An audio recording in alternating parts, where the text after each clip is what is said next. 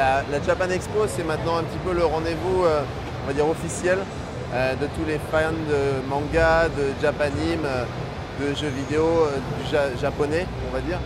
Et donc pour nous, c'est aussi l'occasion de rencontrer notre public, ceux qui sont fans de nos jeux, qui viennent essayer en avant-première les dernières nouveautés. C'est un rendez-vous pour tous les gens qui aiment le manga, les jeux vidéo, enfin c'est super.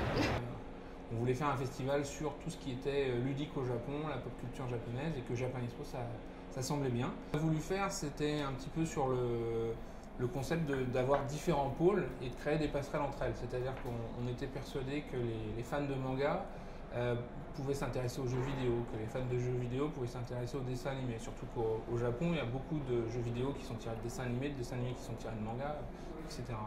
Donc on a voulu essayer de réunir tout, et en plus, on voulait le côté un petit peu plus traditionnel, ou vie de tous les jours, et ce genre de choses, pour montrer au public français ce qu'était vraiment le Japon, son histoire, comment vivent les Japonais aujourd'hui, etc.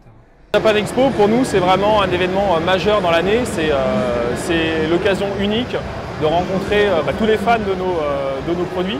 Donc en 2000, on débute, on a un festival qui accueille 3200 visiteurs sur 3 jours, avec 3000 m², donc c'est un petit festival.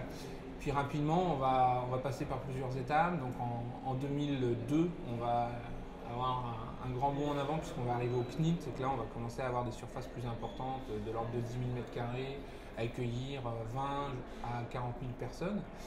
Mais c'est vraiment quand en 2006 on passe à Paris-Nord-Villepinte, au parc d'exposition de Paris-Nord-Villepinte, que le festival va prendre son envol.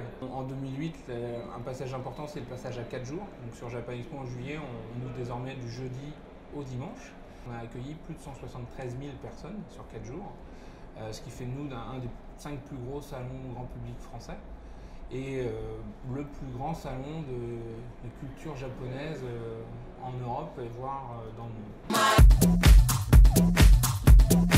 L'âge moyen des visiteurs de Japan Expo, de Chibi Japan Expo ou de Japan Expo Sud, c'est la tranche d'âge 15-24 ans. Ça, c'est le cœur de cible, ça représente 65% des gens qui viennent à Japan Expo en juillet.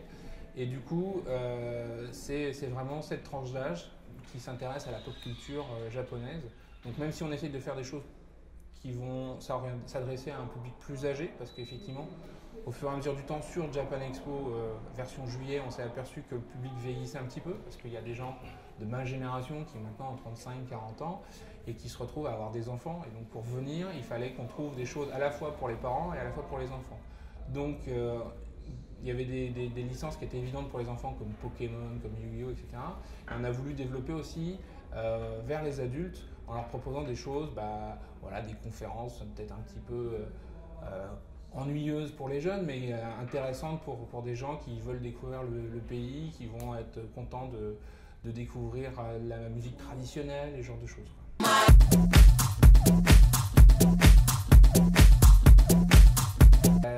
Sur certains aspects, elle commence 2 ans avant. Elle commence 2 ans avant, notamment pour pouvoir avoir des invités, les invités d'honneur et tout ça. C'est des gens qui ne peuvent pas se programmer très peu de temps à l'avance. Donc, pour avoir Tsukasa Ojo, on avait commencé 2 ans avant les démarches auprès de lui, de son éditeur et de son agent. Il y a des aspects qui sont organisés de manière plus courte, c'est-à-dire qu'en fait aujourd'hui, on a une équipe de 26 personnes qui travaillent sur l'organisation de Japan Expo, Chibi Japan Expo et Japan Expo Sud. Ils passent à plein temps sur Japan Expo, et uniquement Japan Expo, pendant 5 mois. Voilà.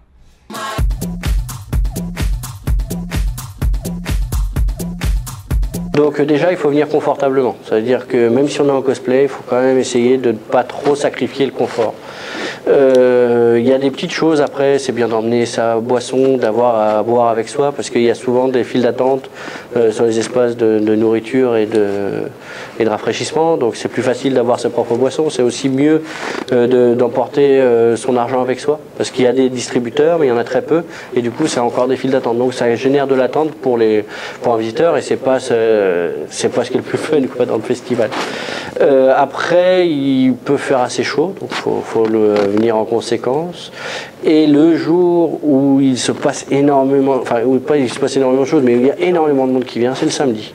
Donc si je dois pouvoir donner un conseil, c'est de venir soit le jeudi, soit le vendredi, soit le dimanche.